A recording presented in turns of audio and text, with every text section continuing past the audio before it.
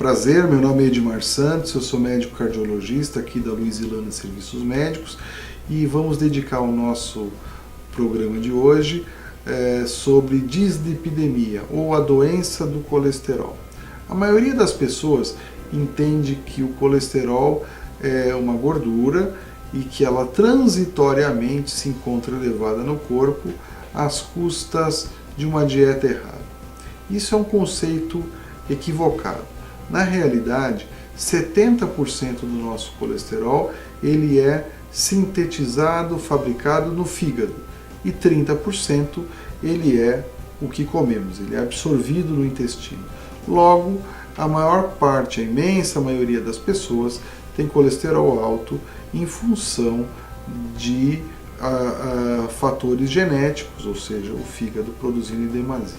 E por que o corpo da gente produz colesterol? Para fazer os hormônios sexuais. A matriz dos hormônios sexuais, testosterona, estrogênio, progesterona, é o colesterol. As membranas celulares de cada uma das trilhões de células que temos, elas são revestidas de fósforo e lípides, fósforo e colesterol, o que dá a elas a permeabilidade seletiva, entrar e sair nutrientes de acordo com a nossa necessidade. E também as vitaminas lipossolúveis D, E, K e A, elas só vão ser absorvidas mediante a ação de colesterol e outras gorduras. Então, o colesterol tem um papel vital, um papel biológico relevante e ele deve ser produzido pelo corpo. Todavia, pessoas que produzem em excesso, esse colesterol deve ser combatido, deve ser eliminado, deve ser reduzido, vamos dizer assim. O que a gente sabe é que existe uma íntima relação do colesterol, através dos estudos de Framingham, do aumento do colesterol, com o aumento da doença cardiovascular. Isso está bem demonstrado em vários artigos científicos, durante 30 anos tem sido demonstrado isso. E também existe uma relação linear mostrando que a redução desse valor de colesterol mantém uma íntima relação com a redução do risco de eventos cardiovasculares. Portanto, indivíduos que têm colesterol acima dos valores aceitáveis devem receber tratamento medicamentoso. Sim, medicamentoso. Poxa, mas eu não gosto de usar remédio. Porém, é necessário. A gente sabe que a dieta vai colaborar com 30% se você comer só verde, você não comer nada de gordura saturada. Atividade física aumenta o HDL em torno de 5, 10% e diminui o LDL, que é o colesterol ruim, em torno de 5 a 10%. Na maioria das vezes isso não é suficiente. De tal forma que tem sido recomendado o uso sim de fármacos, de remédios redutores do colesterol. Existem estratificações de risco variadas, a mais utilizada é o score de Framingham, ou score global de risco, mas existe também o europeu, que é chamado score, existe um japonês. Nós no Brasil não temos um com as nossas características populacionais. O que a Sociedade Brasileira de Cardiologia recomenda é o score global de risco atualmente, com uma nova diretriz que foi publicada em 2013.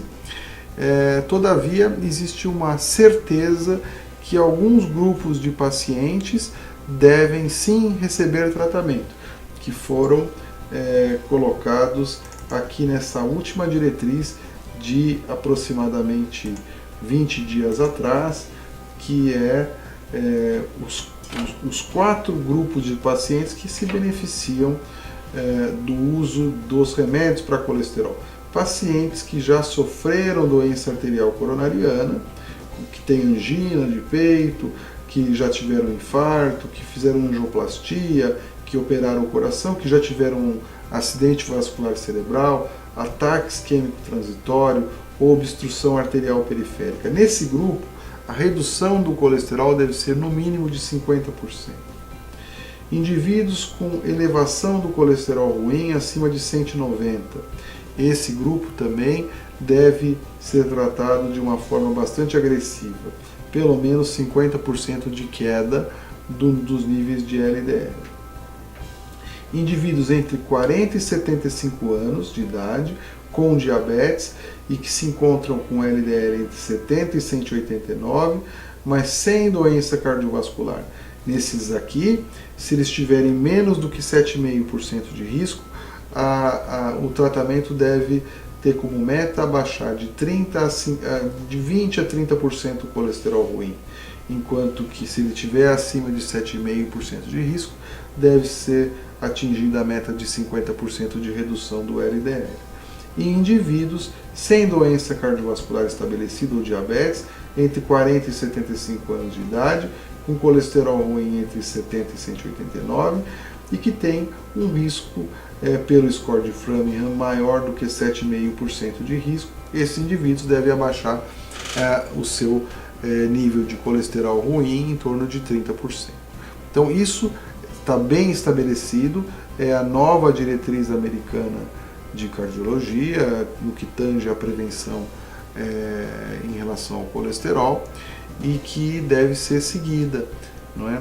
A maior parte dos indivíduos não manifestam sintoma algum, colesterol não dá sintomas, às vezes aparecem os chamados chantelasmas, que são pequenas bolsinhas de gordura em volta dos olhos, e também às vezes em outras partes do corpo, porém isso não é patognomônio, não existe essa necessidade para que haja uma elevação do colesterol.